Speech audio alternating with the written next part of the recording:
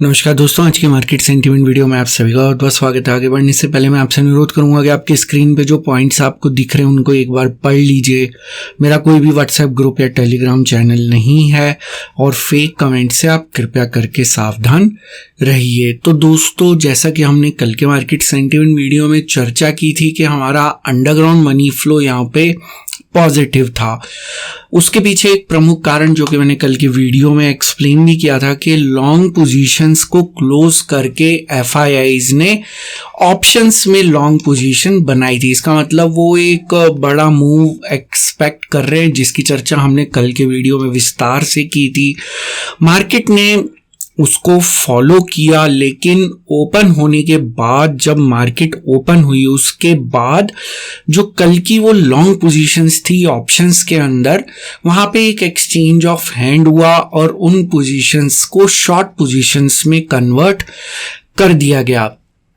लेकिन यहाँ पे आज मार्केट काफी ज्यादा जो है कंफ्यूज करने की कोशिश कर रही थी इंट्राडे के दौरान। तो जो कल की ऑप्शंस की लॉन्ग पोजीशंस थी वहां पे उनको जबरदस्त मुनाफा हुआ, उन्होंने उसको शॉर्ट पोजीशंस में कन्वर्ट कर दिया।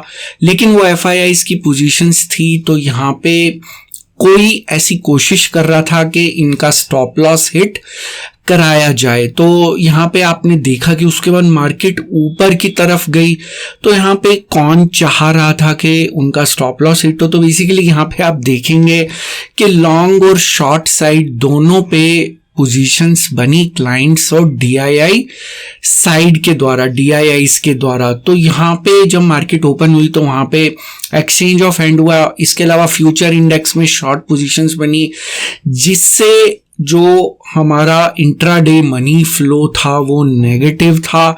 लेकिन जो पोजीशंस बनाई गई, जो डेरिवेटिव में पोजीशंस, शॉर्ट पोजीशंस ओपन होते ही बनाई गई, मार्केट उसके विपरीत जाने लगी। और मार्केट जब विपरीत गई उसके बाद मार्केट को कई बार नीचे लाने की कोशिश की गई बड़े डेरिवेटिव प्लेयर्स के द्वारा, पहली बार, दूसरी बार और इनफैक्ट यहाँ तीसरी बार भी, लेकिन वो कामयाब नहीं हुए।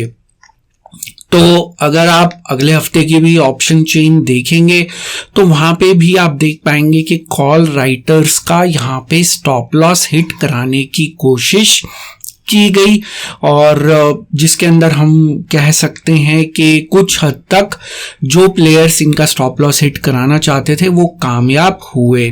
और यहाँ पे कैश के अंदर भी बाइंग देखने को मिली एफआईआईज के द्वारा। तो मार्केट जब ओपन हुई वहां पे फ्यूचर इंडेक्स में शॉर्ट पोजीशंस थी, कल की जो लॉन्ग पोजीशन है उनको शॉर्ट में कन्वर्ट किया गया, एक्सचेंज ऑफ हैंड हुआ। इसकी वजह से हमारा मनी फ्लो जो था वो नेगेटिव था। मार्केट डेरिवेटिव ट्रेडर्स के विपरीत गई, वहां पे आप मूव ऐसा लग रहा था कि स्टॉप लॉस हंटिंग का मूव है। तब तक पोजीशंस बड़े प्लेयर्स के द्वारा क्लोज नहीं की गई और यहाँ पे 3 बार कोशिश की गई मार्केट को नीचे लाने की, लेकिन अंततः जो है वो मार्केट को नीचे नहीं ला पाए और मार्केट जो है वो न्यूट्रल पॉइंट के ऊपर ही क्लोज हुई। तो यहाँ पे कैश के अंदर जो है एफआईआईज के द्वारा 3570 करोड़ की बाइंग देखने को मिली। तो बेसिकली ये जो बाइंग है ये सिंगापुर एफआईआईज के द्वारा की गई होगी।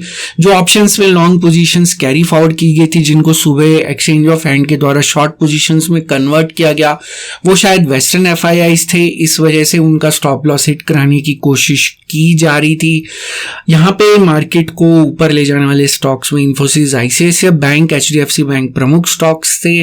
नीचे कोई भी ऐसा ले जाने के लिए प्रमुख स्टॉक अवेलेबल नहीं था।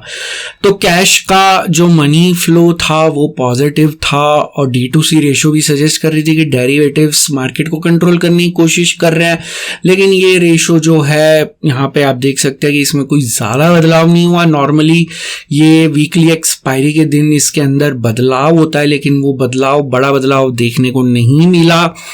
ऑप्शंस का मनी फ्लो एफआईआईज का आज भी पॉजिटिव था, लेकिन काफ़ी इंटरेस्टिंगली क्लियरली यहाँ पे दोनों तरफ की पोजीशंस क्लाइंट्स और DII साइड पे देखने को मिली। क्लाइंट साइड पे शायद ये HNIs की पोजीशन है जो कि लगभग 29,000 के आसपास है, लॉन्ग पोजीशंस भी बनी। DIIs की जो लॉन्ग पोजीशन और शॉर्ट पोजीशन दोनों बहुत रेयरली होता है कि ऐसी दोनों साइड की पोजीशन बने, क्योंकि जो लॉन्ग पोजीशंस होती हैं वो इनकी मोस्टली ट्रेडिंग की पोजीशंस होती हैं। शॉर्ट पोजीशंस मोस्टली हेजिंग के लिए की जाती है, या जिसको कह लीजिए कि जब मार्केट नीचे जाने की संभावना होती है तब ली जाती हैं। लेकिन ये दोनों पोजीशंस जो हैं आपस में कॉन्ट्राडिक्टरी हैं DIIs की, तो इसलिए मैंने कहा कि मार्केट आज काफ़ी ज़्यादा कंफ्यूज करने की कोशिश कर रही थी। और जो नेट मनी फ्लो है वो स्लाइटली पॉजिटिव था, कोई बहुत ज़्यादा पॉजिटिव यहाँ पे नहीं था, क्योंकि यहाँ पे शॉर्ट पोजीशंस भी बन रही थी। बड़े FIIs की पोजीशंस में कोई बदलाव नहीं है। फ्यूचर्स की अगर हम बात करें, लॉन्ग बिल्डअप की तरफ इशारा है।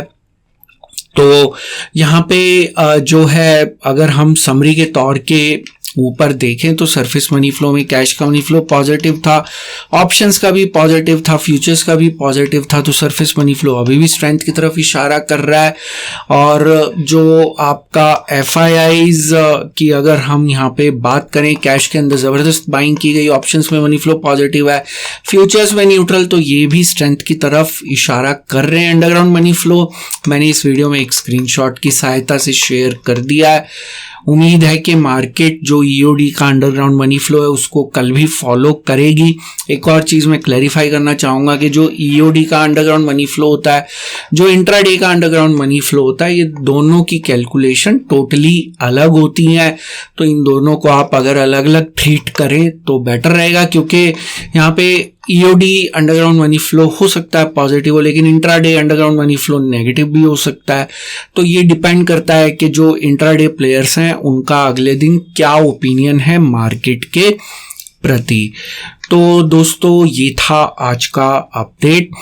इस वीडियो में एक डिस्क्लेमर भी है जो कि आपको अपनी स्क्रीन पे दिख रहा होगा। ये वीडियो मैंने सिर्फ एक एजुकेशन, लर्निंग और इन्फॉर्मेशन के पॉइंट ऑफ व्यू से बनाया था। यहाँ पे मेरी आपको कोई सजेशन, सलाह या राय नहीं है कि आप किसी भी स्टॉक या इंडेक्स में बाय, सेल या होल्ड की पोजीशन बनाएं।